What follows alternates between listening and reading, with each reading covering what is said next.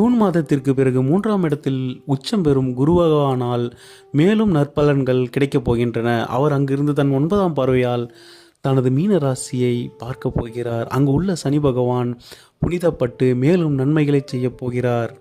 உங்களுக்கு 4ஆம் இடத்தில் கேது பகவான் இருப்பது மட்டும் சில சுகக்கேடுகளை உங்களுக்கு ஏற்படுத்துவார். வண்டி வாகனங்களில் செல்லும்போது மிகவும் கவனமாக இருப்பது நல்லது. சனி பகவான் லாபஸ்தானத்தில் இருந்தாலும் அவருடைய 3ஆம் பார்வை ராசிக்கு விழுவதால் சிறு சிறு தொந்தரவுகள் இருக்க வாய்ப்புள்ளது.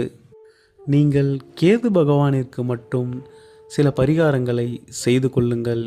ஏனென்றால் கேது பகவான் அமர்ந்துள்ள சிம்ம ராசியானது அவருக்கு பகை வீடாகும். இதனால் அங்குள்ள கேது பகவான் நிச்சயம் நன்மைகளை செய்ய மாட்டார்.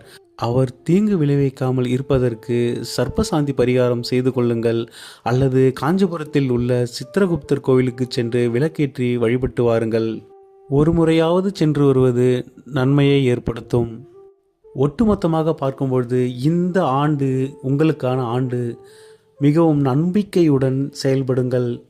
உங்கள் திட்டங்கள் எல்லாம் ஜெயிக்கப் போகின்றன. பொதுவாக ரிஷபராசிக்காரர்களுக்கு இந்த வருடம் மிகவும் சிறப்பான ஒரு வருடமாக உள்ளது.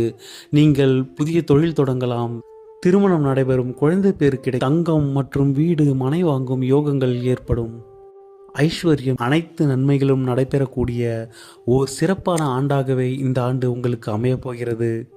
இவை அனைத்தும் கோச்சார பலன்களே. இந்த கோச்சார பலன்களானது 25% மட்டுமே செயல்படும். பிறப்பு ஜாதகத்தின்படி அவர்களின் திசாபுத்திகளுக்கு ஏற்ப பலன்களில் மாற்றம் ஏற்படும்.